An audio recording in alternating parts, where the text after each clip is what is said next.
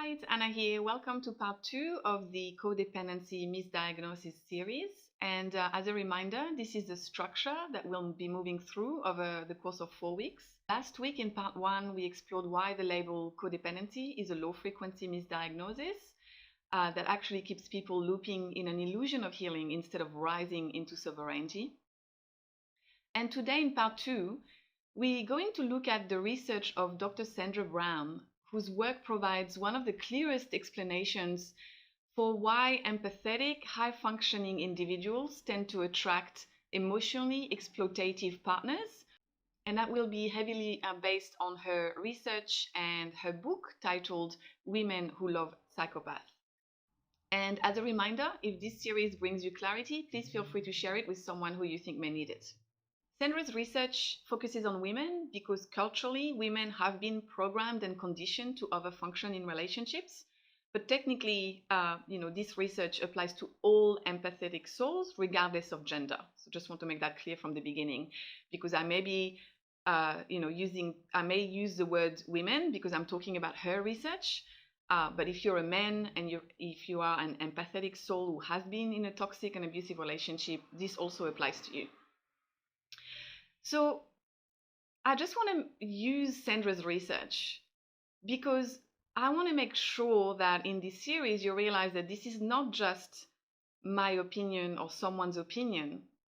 What I'm presenting actually has been proved through extensive data and research and is scientifically backed. And that really matters. So Sandra's research was based on all the women who came through her own clinic and reviewing the case files. It was actually then presented as a formal study of 600 women, and that was conducted with Purdue University. And later on, that research was peer-reviewed in the publication called Personality and Individual Differences. That was in 2025. So, this research is based on extensive clinical data, and it is peer-reviewed and academically validated data. Again, not just someone's opinion. Dr. Sandra Brown's research found out through these 600 women that 75% of these individuals do not fall into the category of the codependency label. 75%. What she saw coming through were normal, empathetic, high-functioning, and relationally attuned individuals, not disordered, no character impairment. And these were beautiful traits that work really well in any other area of their life, except that they become dangerous when they are activated with exploitative partners. And I want to quote some passages of the book. The closest most people come to understanding that personalities can have problems is after an encounter with darkness. And most people who come to understand problem personalities like darkness identify the too low of certain traits, like not enough empathy, conscience, or remorse. Most of personality research has been focused on the low end of the personality spectrum, those with too little of a certain personality trait. In contrast, very few people identify the too much of personality as problematic. It seems to have taken decades to look at the other end of the spectrum of too much of certain personality traits like empathy, compassion, or tolerance. Some of this is related to the marketing efforts of gurus who imply that most of us need more empathy, more compassion and tolerance, as offered through their books, webinars, and meditations. According to them, just about everyone is too low in these traits, and by having more, we will change the energy complexion of the world, usher in world peace and heal the planet.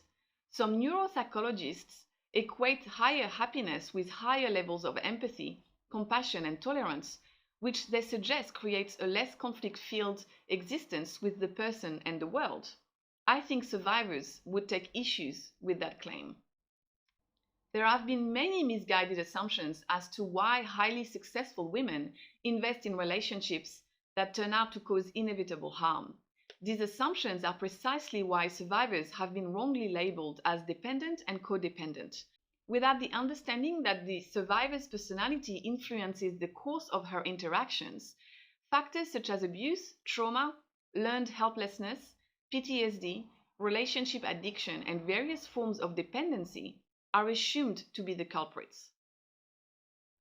So I really like this quote because I've done a few videos on this channel explaining that a lot of advice, spiritual advice from gurus is actually the worst things for us, for empathetic souls, because we thrive on understanding unity consciousness. We thrive on, wanting to have more empathy and more compassion and more tolerance. We've been so programmed that way. And it becomes very dangerous for us because that's actually not what we need to be focusing on. We need to go the other way. The way I like to look at it is that we're leaning too much in our light aspect, and we need to rebalance that. This is another quote. Not only are the symptoms of codependency not the survivor's partner's original personality traits, they are only manifested situationally in the PLR, pathological love relationship. The root cause is not the survivor's symptoms of codependency, but is instead a manifestation of the relationship dynamics of a pathological love relationship, in which the very nature of pathology can be traced by the reactions that are produced in others, which are cognitive dissonance and traumatic reactions. This is a far cry from long-term codependency generated in early childhood, and in fact, these reactions are also seen in those who attempt interactions with darkness. For example, bosses, employees, friends, and families who do not have early childhood issues. It is not that these symptoms are only produced in intimate relationships, in which, of course, they are heightened and more intense. It's that pathological people elicit similar reactions in many of their interactions with others. Instead of labeling the victims of pathological partners as somehow disordered, we need to be aware that pathology is a disorder, and the powerful personality of pathology railroads everyone. The important takeaway is, therefore, that situational behavior are not necessarily systemic behavior from childhood. So it's become very popular on social media to assume that everyone has trauma, that we all have to heal from our childhood trauma, and that all of our issues in adulthood stem from that. And so I love that she challenges that, because it's something that I've observed as well and that I absolutely cannot stand. Because what happens when we amalgamate everything and we conflate everything and bundle everything into one, it loses its meaning. And so even the word trauma doesn't really mean anything anymore. There are real people who go through actual trauma. And so when you assume that everyone has trauma, and you call it the trauma with a capital T and trauma with a little t, you actually remove the entire meaning of the word. And it's actually affecting people who actually really need to heal from trauma, right? So we need to be very careful about these narratives that try to really just conflate and homogenize everything into one, especially for highly empathetic souls. Because in fact, for people like us, like I said, we are leaning too much in our light aspect. And we tend to want to take more responsibility. We tend to want to bypass the work that we need to be doing, which is actually, rebalancing the dark aspect inside of us, which will come with stepping into righteous anger, seeing evil and seeing people exactly how they are, and actually, move more towards separation consciousness rather than unity consciousness, to be able to come out of the overabsorption that's happening within our field. And we'll get into more of that in subsequent parts. I want to make sure that I stay focused on Dr. Sandra Brown's research in this particular episode. So this is where Sandra Brown introduces the concept of super traits. So in her research, remember how I said that she found out that the majority of these women were very high in levels of empathy, compassion. They actually had very high elevated traits in their character. And so let's dive into the detail of that. So the first super traits that she talks about, and this table is from her book, Women Who Love Psychopaths. The first super traits are agreeableness and cooperation. And I want to quickly go through what that means to see if you can identify yourself in that. These are the facets of the traits. Trust, and the descriptor is trusting of others and trustworthy, optimistic about human nature, sees others through who she is. Straightforwardness, upfront, honest, confiding, giving nature, altruistic, sacrificial nature in relationships, considerate, willing to compromise her interests for the sake of others, sentimental. Cooperation, prone to assisting rather than attacking, motivated by social harmony, reciprocal in relationships, helpful, values getting along with others, avoid conflict, sociable, motivated by helping, sharing, donating, volunteering. Humbleness, modest in her portrayal of herself, gentle, well-tempered, warm, approachable, likable. Empathy, tender-minded, kind, generous, compassionate, peacemaker, forgiving. Loyalty, allegiance to others, faithfulness, committed to obligations. And the last one here, tolerance, tolerant of differing opinions and behaviors. Again, this is based on actual data from a research that included 600 women who had been in abusive relationships. Of course, when you look at something like that, nobody is fully that 100% of the time. We all go through life, we all have issues, we're all tired sometimes, but it's overall, you tend to be like that. And the other super traits are conscientiousness and self-directedness.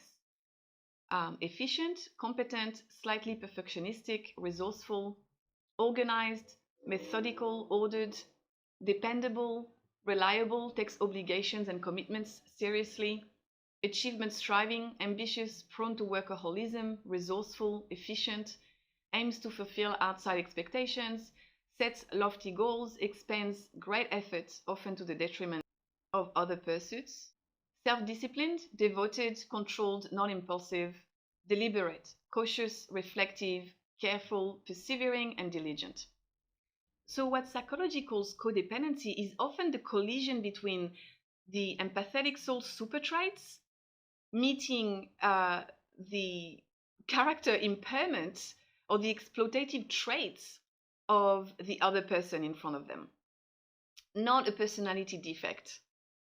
And can you see how in a society where tolerance has been seen as the highest value, has been programmed into everyone at the highest value, where we've all been told that we're all the same, we all have this notion that we're all wired the same, and in a society that rewards and programs people to become narcissistic,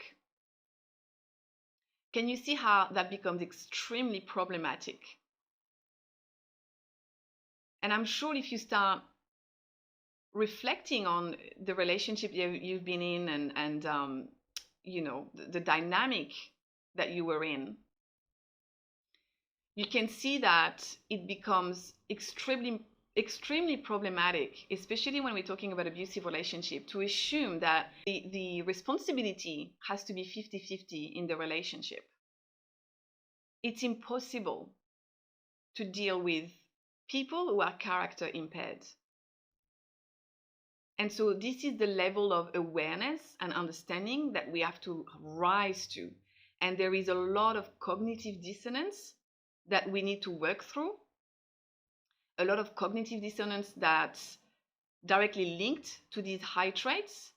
And whilst I'm focusing on Sandra Brown's data and scientific data in this episode, we'll actually go and look at the spiritual anatomy, the esoteric side of things, and the work of Rudolf Steiner in part 3, to actually dive even deeper to understand what's happening inside of us and how we rebalance things. So why are these traits being confused with codependency? Sandra actually has this great table in her book as well.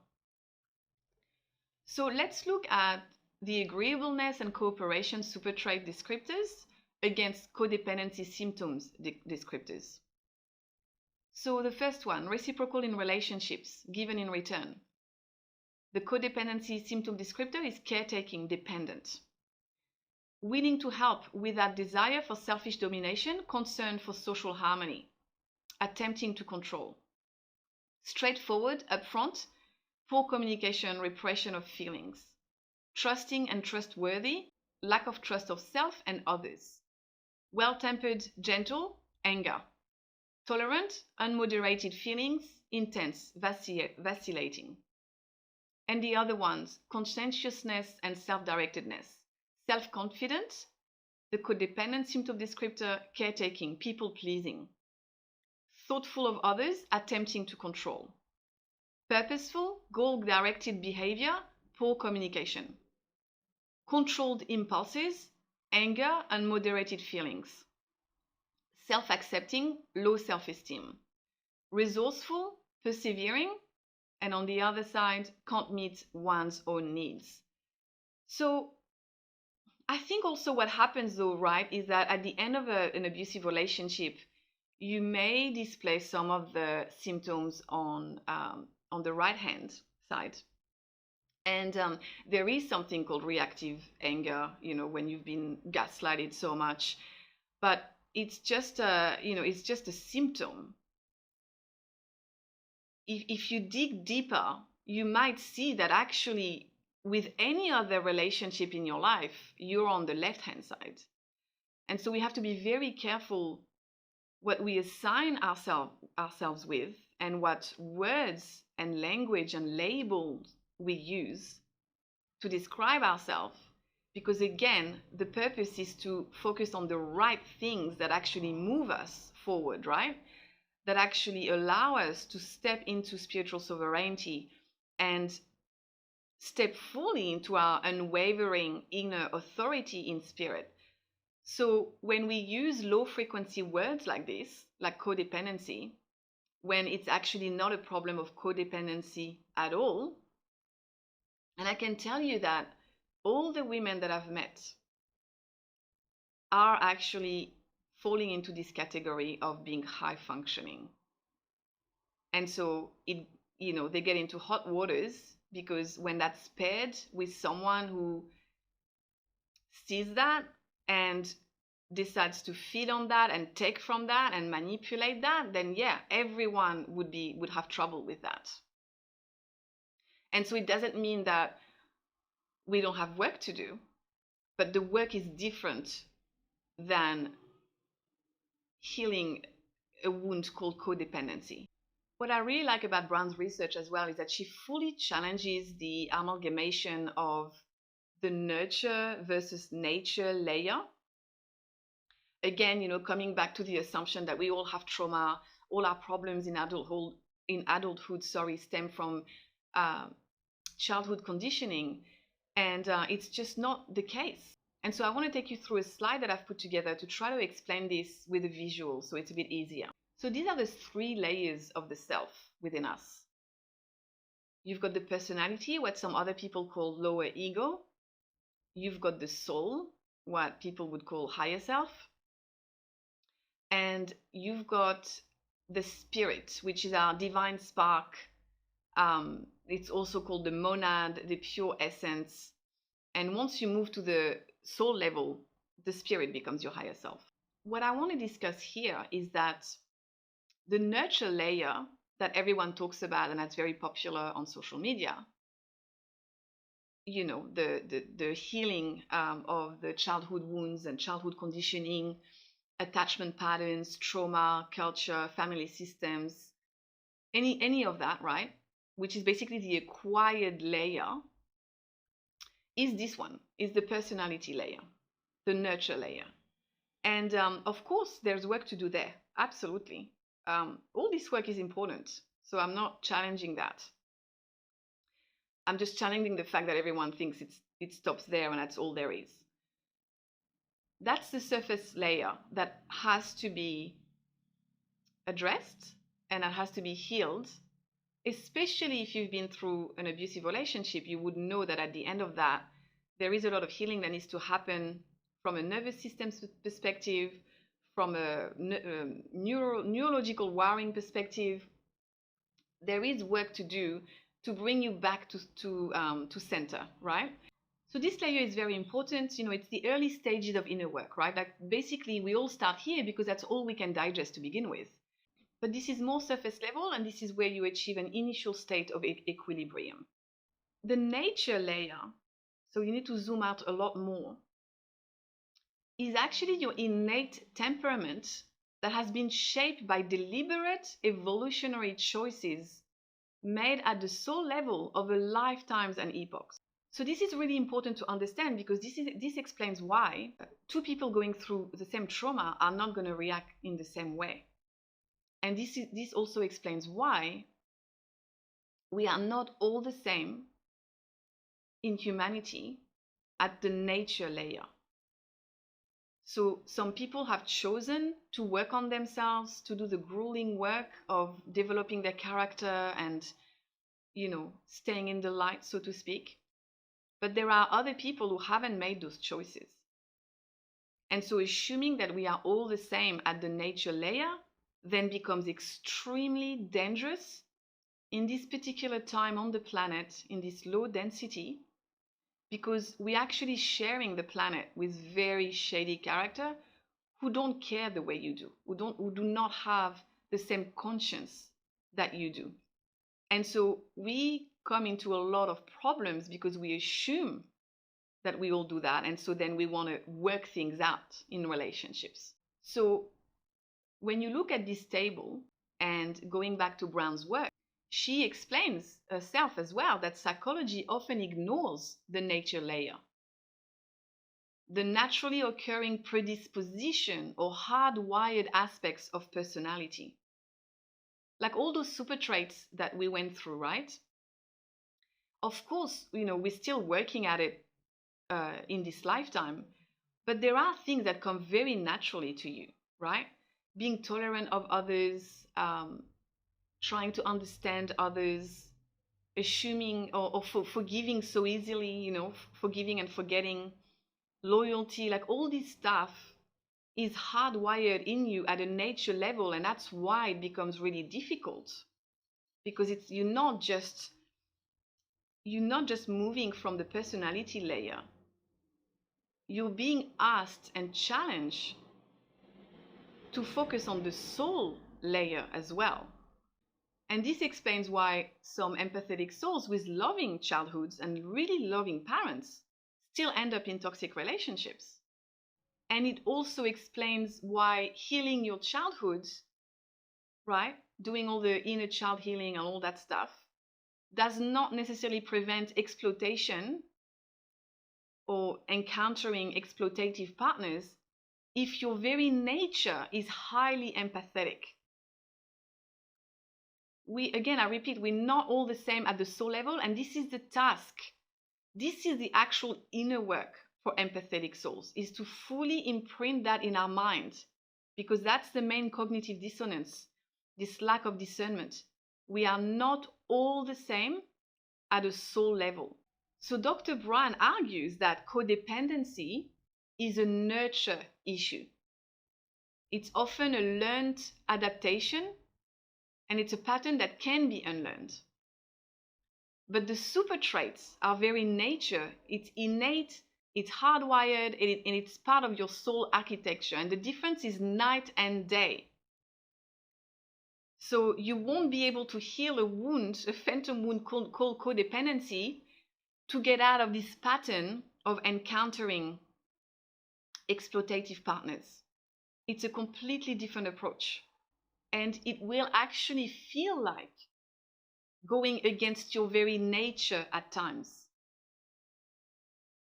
And that's when the teachings that, everyone needs to move more towards empathy, more compassion, more tolerance, and vilifying anger is the worst thing for empathetic souls who need to shift at the soul level to come back to a state of equilibrium that allows them to no longer be fed off of by energetic vampires.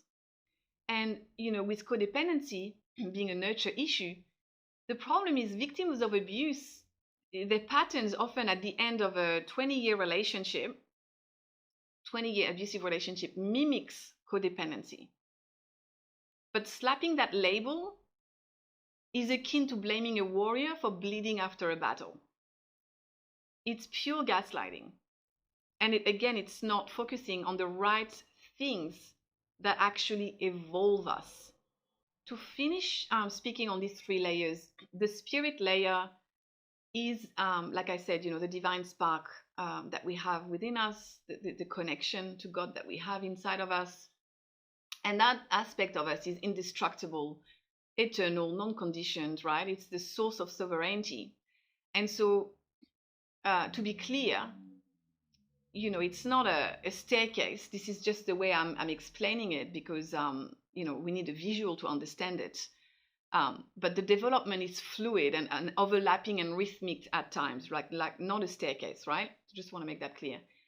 But what we need to do, yes, we do need to do the work that heals the nurture layer.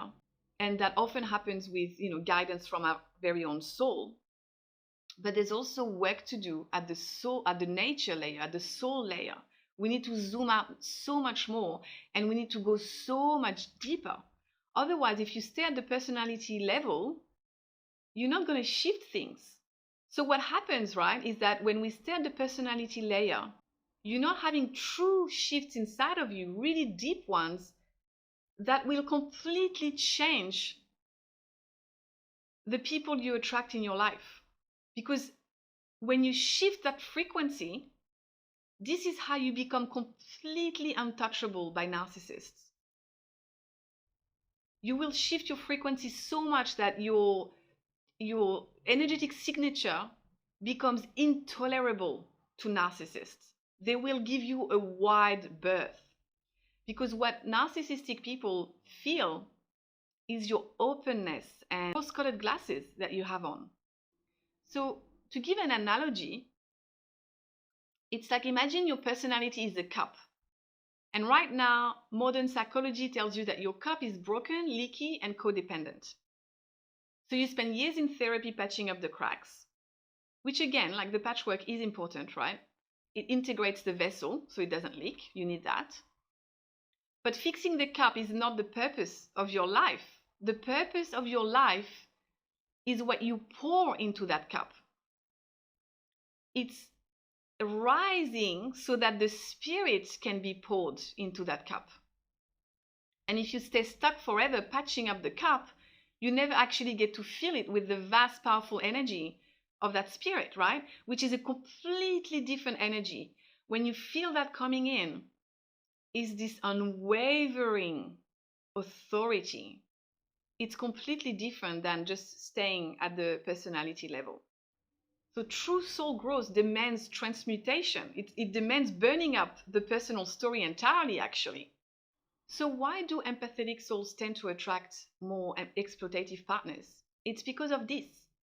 Because they tend to be high functioning and the doers, the fixers, the providers, and deeply programmed to be extremely tolerant through a lot of societal conditioning, a lot of ancestral conditioning that has come through society, right? That's been repeated to us over and over again, that tolerance is the highest value. No, it's not.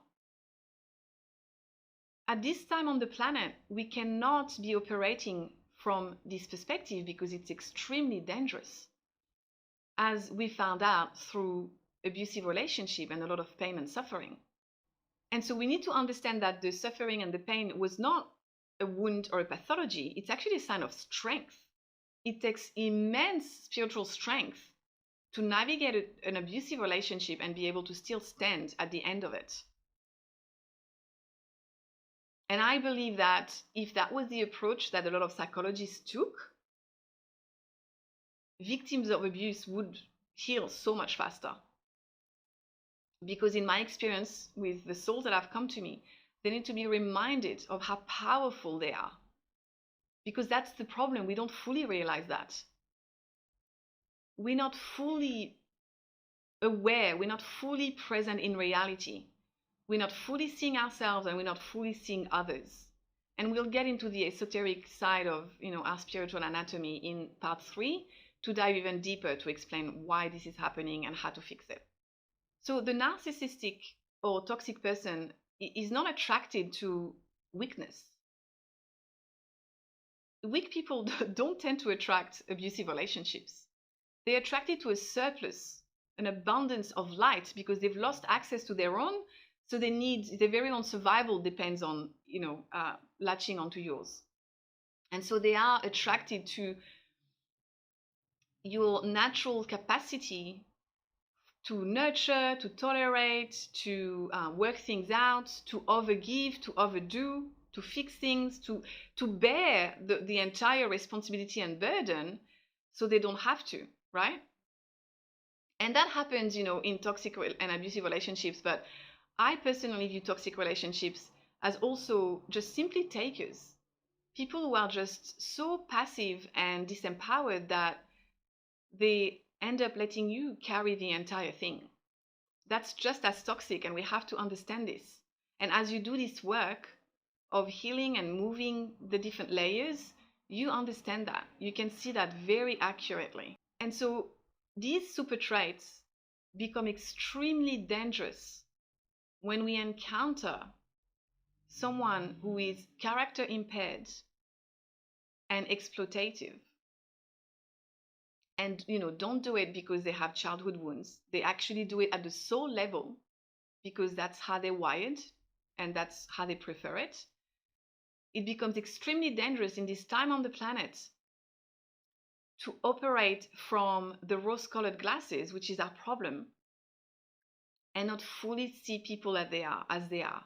And so our work then becomes not to heal those traits, because those traits are good, right? You've worked so hard to develop those traits. It's not what needs to be fixed. What needs to be fixed is the lack of discernment and deprogramming ourselves at a soul level, because I actually believe that this programming is deeply embedded in us at a soul level. That's why the cognitive dissonance is so hard to get past. We have to slowly deprogram ourselves with all the programs that are preventing us from seeing things clearly. The ones that I said, that, viewing tolerance as the highest value has to go. Truth has to become the highest value. Sayings like hurt people has to go completely. It's not true. In some instances it's true. It's not always true. The notions that killing them with kindness is better. No, absolutely not. So all these things that we have that has been programmed and conditioned, this is the rose-colored glasses and the veil that needs to be lifted and peeled back layer by layer until we can fully see reality exactly as it is.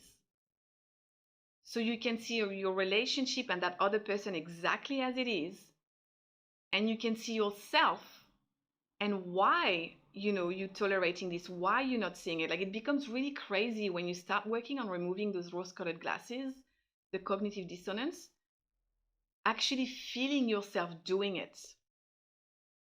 That first step, is always awareness. When you start feeling what you're doing in your body, because the problem is not that we're not seeing. We're seeing things. We're actually very sensitive. We're sensing a lot of stuff. It's the interpretation of what we're seeing and sensing that then gets overridden by the rose-colored glasses and the programming. So when you start seeing this happening in real life, in an interaction that you have, and you feel yourself put those rose-colored glasses, it's the craziest experience. And that's the soul work. It's realizing, no, I cannot do that anymore. I cannot tolerate. I cannot make excuses for people. I cannot forgive and forget. I cannot, just give people the benefit of the doubt. All that stuff has to go, especially with exploitative people. And your very life depends on it. Because that's the thing, right? It's not a joke. Our very health depends on it. When people siphon from us and when we overgive, we end up with health issues. So this is the level that we need to get to, where we take this very seriously. We start looking at what we have achieved over so many lifetimes and appreciate it for the gem that it is, and probably appreciate the sacrifice that it took to get to this level. And we do the work so that we become so aware to everything that we are protected. Our awareness is protection. And to be clear, that's not hypervigilance. When you do the level at the personality, when you do the work at the personality level, that's what tends to happen. You tend to want to become hypervigilant, close your heart, scan for all the red flags. And that's part of it. So I don't want to dismiss that. Obviously, you need to understand what you're looking at. But when you rise to the soul level and eventually embody spirit, you no longer have to worry about this, because your field becomes the very shield. So all this to say that too much of a good thing in the wrong environment makes us prey to exploitative people who have chosen a completely different evolutionary trajectory. And so we have to rebalance that within ourselves at a much deeper level. And it's not just about fixing self-love, self-worth, or boundaries, even though it's part of it. It's much deeper and much bigger than that. It's shifting the entire energy that you bring when you do these things. So obviously boundaries are still important, but it's every time you put a boundaries, it's not from a place of defensiveness or aggression or feeling like you're a victim. It's actually embodying this spiritual inner authority. That's what has to shift. That's what has to flow in. And the more you do this, the more it becomes part of who you are. It becomes the new embodiment. And anything else will become unbearable. That's when you know you've really shifted and you're no longer just operating at the personality level. And so the whole point of this series is that, in my opinion, slapping a disempowering label, a low frequency label like codependency, goes against this very activation that you need to do in you to activate this unwavering inner authority. It goes against that. We need empowerment, empowering labels, and to fully see clearly what work needs to happen, and to no longer stay at the personality level, at the nurture level. And another way also to know that the personality level is not enough for you is that no matter how many boundaries you set, you keep attracting the same caliber of people in your life. And so that's what I'm talking about.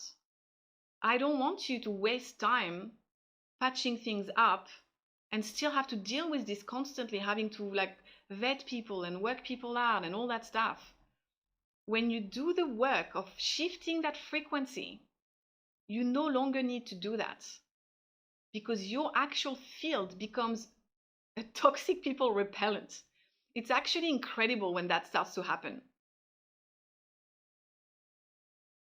And so that's the work, right? We don't want to get to a point where we just, all our life, we're going to have to put boundaries and boundaries and boundaries. No. Obviously, the work is to initially put those boundaries to shift, your environment and to shift your frequency. But you need to become the boundary. You're going to be able to operate in the world with those super traits and continue to be open and honest and loving without having to worry about attracting exploitative partners. That's where we need to get you to. You aren't just dealing with a personality level issue. You're dealing with a spiritual growth spurt, a call from your soul to rise into that sovereignty. So up until this point of the series, we've been talking about the psychological reality of relationships, right? In part 1, how the codependency label gaslights women in abusive environments, and how normal, healthy human dependency has been unfairly pathologized. So next week in part 3, we'll discuss how in this age of materialism and spiritual disconnection, most people actually mistake a soul-level push to evolve for a personality wound. And that episode will be an invitation to shift you from I am wounded to I am being called to evolve.